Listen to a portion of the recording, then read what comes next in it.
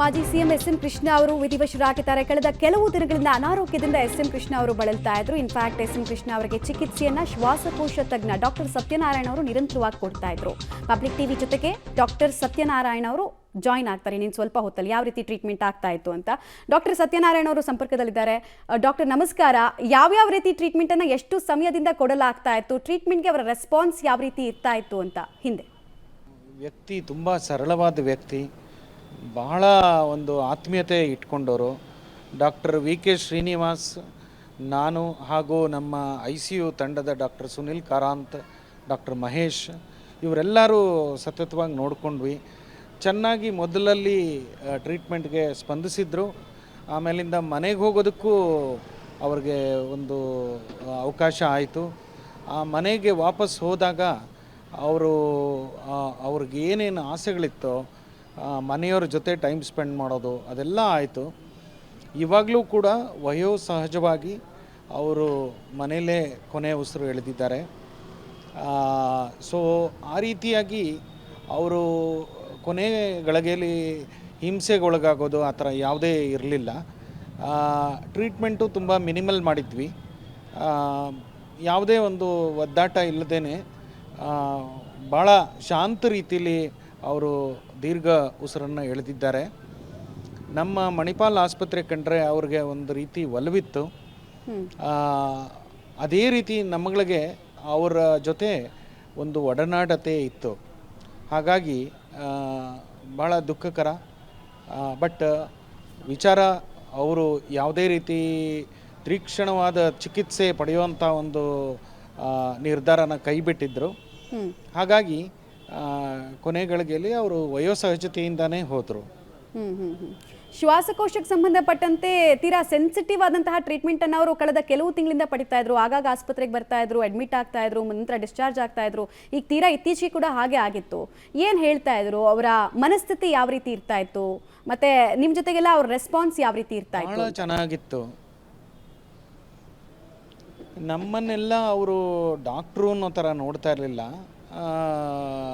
ಒಂದು ರೀತಿ ಮಕ್ಕಳ ಥರನೇ ನೋಡೋರು. ಪ್ರತಿಯೊಬ್ಬರನ್ನೂ ಅದೇ ಥರ ನೋಡೋರು, ನನ್ನನ್ನು ಅಂತಲ್ಲ. ನಮ್ಮ ಎಂಟೈರ್ ICU ತಂಡನೂ ಅವರು ಒಂದು ಭಾಳ ಆತ್ಮೀಯತೆ, ಫ್ರೆಂಡ್ಲಿ ವೇಲಿ ಅವರು ನೋಡೋರು, ಸ್ಪಂದಿಸೋರು. ಹಾಗಾಗಿ ಅವ್ರಿಗೆ ಶ್ವಾಸಕೋಶದ ತೊಂದರೆ ಆದಾಗ ಬೇರೆ ಆಸ್ಪತ್ರೆಯಿಂದ ಇಲ್ಲಿಗೆ ಬಂದು ಇಲ್ಲಿ ಯಾವ ರೀತಿ ಟ್ರೀಟ್ಮೆಂಟ್ ಆಗಬೇಕೋ ಅದೆಲ್ಲ ಆಗಿ ಆಮೇಲೆ ಕಂಪ್ಲೀಟಾಗಿ ಪೂರ್ಣ ರೂಪವಾಗಿ ಅವರು ಗುಣಪಡೋದು ಸ್ವಗೃಹಕ್ಕೆ ತೆರಳುವಂಥ ಒಂದು ಪರಿಸ್ಥಿತಿ ಆಗಿತ್ತು. ಇದರ ಬಗ್ಗೆ ನಮಗೆ ಸ್ವಲ್ಪ ಹೆಮ್ಮೆ ಇತ್ತು. ಬಟ್ ವಯಸ್ಸು ಅನ್ನೋದು ಅದರದ್ದೇ ಆದ ಒಂದು ನಿಯಮಿತವಾದ ಒಂದು ಲಕ್ಷ್ಮಣ ರೇಖೆನ ಎಳೆಯುತ್ತೆ. ಹಾಗಾಗಿ ಅವರು ಟ್ರೀಟ್ಮೆಂಟ್ ಚೆನ್ನಾಗಿ ಸ್ಪಂದಿಸೋರು. ಮಾನವೀಯತೆ ಅಂತ ಇರುತ್ತಲ್ಲ, ಒಬ್ಬರು ಕ್ಲೀನ್ ಮಾಡೋವಂಥ ವ್ಯಕ್ತಿ ಇರ್ಬೋದು, ಒಬ್ಬ ನರ್ಸ್ ಇರ್ಬೋದು, ಡಾಕ್ಟ್ರ್ ಇರ್ಬೋದು, ಜೂನಿಯರ್ ಡಾಕ್ಟ್ರ್ ಇರ್ಬೋದು, ನಾನಿರ್ಬೋದು, ಎಲ್ಲರೂ ಒಂದೇ ರೀತಿಲಿ ನೋಡೋವಂಥ ವ್ಯಕ್ತಿ SMK ಆಗಿದ್ರು. ವೆರಿ ಹಂಬಲ್ ಮ್ಯಾನ್ ಅಂತ ಹೇಳ್ತಾ ಇದ್ರಿ. ಅದರ ಜೊತೆಗೆ ಈಗ ಶ್ವಾಸಕೋಶಕ್ಕೆ ರಿಲೇಟೆಡ್ ಆಗಿ ಮುಂಚೆಯಿಂದ ಅವ್ರಿಗೇನಾದರೂ ಸಮಸ್ಯೆ ಇತ್ತಾ ಅಥವಾ ತೀರಾ ಇತ್ತೀಚೆಗೆ ಡೆವಲಪ್ ಆಗಿದ್ದಂತಹ ವಿಚಾರನ ಇದು? ಏನು ಹೇಳ್ತೀರಾ ಡಾಕ್ಟರ್? ಇದು ಇತ್ತೀಚೆಗೆ ವಯೋಸಹಜವಾಗಿ ಬರುವಂಥ ವಿಚಾರಗಳಲ್ಲೇ ಅವ್ರಿಗೆ ಸ್ವಲ್ಪ ಚಿಕಿತ್ಸೆ ಬೇಕಾಗಿತ್ತು. ಅದು ನಡೆದಿತ್ತು, ಅದರಿಂದ ಹೊರಗೂ ಬಂದಿದ್ದರು. ಅದಾದಮೇಲೆ ಮನೇಲಿದ್ದಾಗ ಈ ಥರ ಆಗಿದೆ.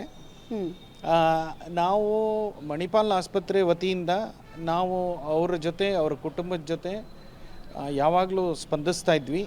ಪ್ರತಿನಿತ್ಯ ಅಲ್ಲಿಗೆ ನಾವು ವಿಸಿಟ್ ಇರ್ಬೋದು, ನಮ್ಮ ನರ್ಸಿಂಗ್ ಸ್ಟಾಫು ಅಲ್ಲೇ ಇದ್ದರು, ಅವ್ರು ನೋಡ್ಕೊಳ್ಳೋದ್ರಲ್ಲಿ.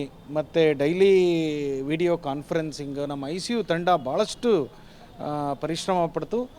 ಕೆಲವು ಟೈಮು ಪಡೋ ಪರಿಶ್ರಮದಲ್ಲಿ ಇಂಥ ವ್ಯಕ್ತಿಗೆ ನಾವು ಸೇವೆ ಸಲ್ಲಿಸೋದು ಒಂದು ಅದರಲ್ಲೇ ಒಂದು ಸ್ಫೂರ್ತಿ ಇರುತ್ತೆ.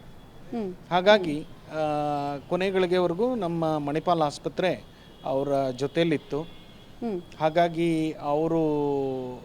ನಾನು ಅವ್ರನ್ನ ದರ್ಶನನೂ ಮಾಡಿ ಬಂದೆ ಬೆಳಗ್ಗೆ 3 ಗಂಟೆ ಅಷ್ಟೊತ್ತಿಗೆ. ಕುಟುಂಬದವ್ರ ಹತ್ರ ಎಲ್ಲ ಮಾತಾಡಿದೆ. So right doctor. ಧನ್ಯವಾದ ಪಬ್ಲಿಕ್ ಟಿವಿ ಜೊತೆಗೆ ಮಾತನಾಡಿದ್ದಕ್ಕೆ. ಇದು ಡಾಕ್ಟರ್ ಸತ್ಯನಾರಾಯಣ್ ಅವರ ಪ್ರತಿಕ್ರಿಯೆ ಆಗಿತ್ತು. ಅವರಿಗೆ ಟ್ರೀಟ್ಮೆಂಟನ್ನು ಕೊಡ್ತಾ ಇದ್ರು, ಟ್ರೀಟ್ಮೆಂಟಿಗೆ ಬಹಳ ಚೆನ್ನಾಗಿ ಸ್ಪಂದಿಸ್ತಾ ಇದ್ರು, ಇನ್ಫ್ಯಾಕ್ಟ್ ಗುಣಮುಖರಾಗಿದ್ರು. ಹೀಗಾಗಿ ನಾವು ಅವ್ರನ್ನ ಮನೆಗೆ ಕಳಿಸ್ಕೊಟ್ಟಿದ್ವಿ. ಇಲ್ಲೂ ಕೂಡ ನಿಗಾ ಇಡುವ ಕೆಲಸವನ್ನು ಸ್ಟಾಫ್ ನರ್ಸ್ಗಳ ಮೂಲಕ ಮತ್ತು ಅಲ್ಲೊಂದು ಸಿಸ್ಟಮನ್ನು ನಾವು ಸೆಟಪ್ ಮಾಡಿದ್ವಿ ಅಂತ ಹೇಳ್ತಾ ಇದ್ರು. ಆದರೂ ವಯಸ್ಸು ಅನ್ನೋದು ಅದೆಲ್ಲಕ್ಕೂ ಮೀರಿದ್ದು ಅನ್ನೋದನ್ನು ಅವ್ರು ಹೇಳ್ತಾ ಇದ್ರು. ಪಾಪ ಒಂದು ಪಾಸಿಟಿವ್ ಆದಂತಹ ರಿಯಾಕ್ಷನ್ ವೈಬನ್ನು ನೋಡಿದ ನಂತರ ಈ ರೀತಿ ತಮ್ಮ ಪೇಷಂಟ್ ಅಗಲಿದ ನಂತರ ಶಾಕ್ಗೊಳಗಾಗ್ತಾರೆ, ಮತ್ತು ಡಿಸಪಾಯಿಂಟ್ಮೆಂಟ್ ಇರುತ್ತೆ. ಡಾಕ್ಟರ್ ಮುಖದಲ್ಲೂ ಕೂಡ ಅದು ಕಾಣಿಸ್ತಾ ಇತ್ತು. ಮತ್ತು ಟ್ರೀಟ್ಮೆಂಟ್ ಕೊಡೋ ಸಂದರ್ಭದಲ್ಲೂ ಕೂಡ ಅವರು ಎಲ್ಲರನ್ನ ಹೇಗೆ ತೀರಾ ಹಮ್ಮಲಿ ನೋಡ್ತಾ ಇದ್ರು ಅನ್ನೋದನ್ನ ಕೂಡ ನೀವು ಗಮನಿಸ್ಬೋದು.